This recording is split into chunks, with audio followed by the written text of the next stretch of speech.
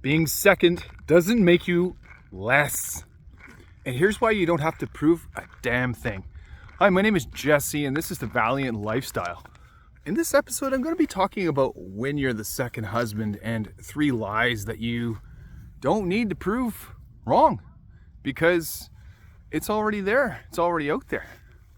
Let me just start off by saying welcome to my channel if this is your first time watching me, and I'd love to invite you to subscribe. Subscribing is really easy. Just come over to the right side or the left side. There was my finger wagging there. Just to let you know that YouTube might have placed the subscribe button on either side, depending on their software changes. And then hit all. All is the bell, the black bell that you want to click, and that allows all of my content to flow freely to you. So let's get into this. Let's get into what this means. Because you're the second husband doesn't mean you're second best, my man. It doesn't mean that you are first runner-up. It doesn't mean any of that. It actually is a bit of a relief for many people to know that some clear choices were made, and you were the one that was selected to be there for her. Her healing isn't your responsibility either. Support yes and save no. Here's why that's important. These things get kind of messy. And when you are chosen, when you are the husband, the significant other, and you're the second one, this is the second relationship, or maybe it's even the third. Let's not put a number on it, but let me just tell you this. When she is making her way through different conversations that are really ick, and you're not quite sure what to do about them, you do not have to take them personally. Consider this your pass when it comes to just listening, just holding her, just being there and listening and not saying anything, because you don't need to rush in and solve anything whatsoever. Her healing is for her. And what does that even mean, Jesse? Well, it means that if there are things that she's got to work on that aren't of you, for instance, mom guilt.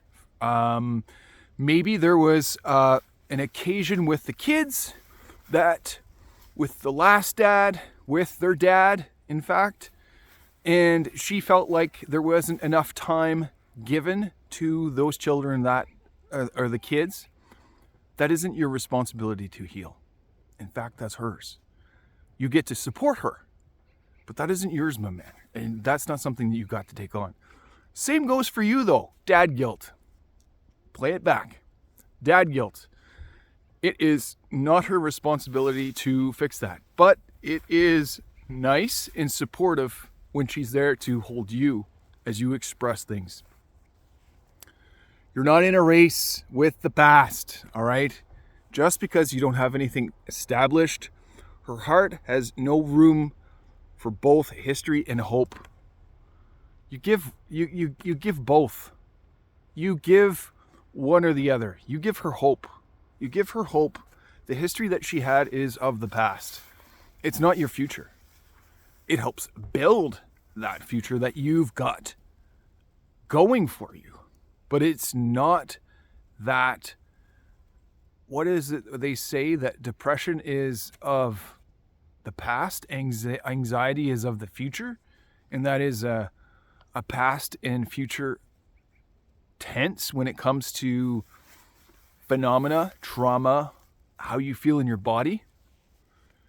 You're writing chapter 2 or 3, not repeating chapter 1. Make it your own and make it a good one. Here's why that is so important. You've gotten clear on what you don't like. You've gotten clear on what works for you.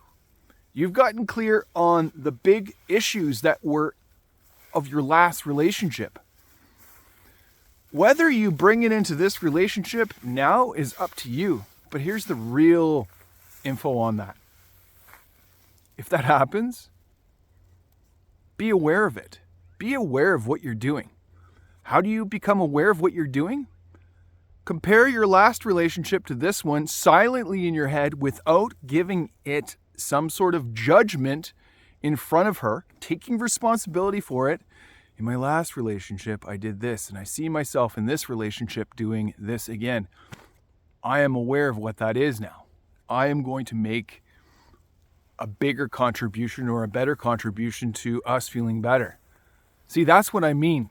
I don't mean comparing, well, we didn't do this in our last relationship. I don't know why you do this. How many times do you want to hear that? With your current spouse, partner, significant other, wife. How does that feel? You feel like you are, second best. You feel like you're the scraps, right? Doesn't feel good. So don't put that on her. Don't put that on your relationship. I want you now to comment, I'm writing a new story. I'm writing a new story. If you've ever felt like you did come in second. If you can relate to that. Here's why this is important. Because now you have a big opportunity to do something better. And that better could be going to the Valiant Lifestyle and booking valiantlifestyle.com and booking a 30-minute complimentary call to figure out why, and maybe against, or just a discussion around why that is happening to you, and some coaching tips on how maybe to do that better and how maybe not to do the things that you don't want to do. How about that? How about getting clear on what she really means when she says, I'm fine? It doesn't mean I'm okay. It means that things are going to be friggin' neurotic. It means that if you ask me again, the valve is going to break open. The pressure valve is going to release. It's going to let go. And you're going to get all of what I'm boiling about. That's what that means. And maybe that's more resonant of what you want to get clarity on. TheValiantLifestyle.com and book that 30-minute call. Let's do this.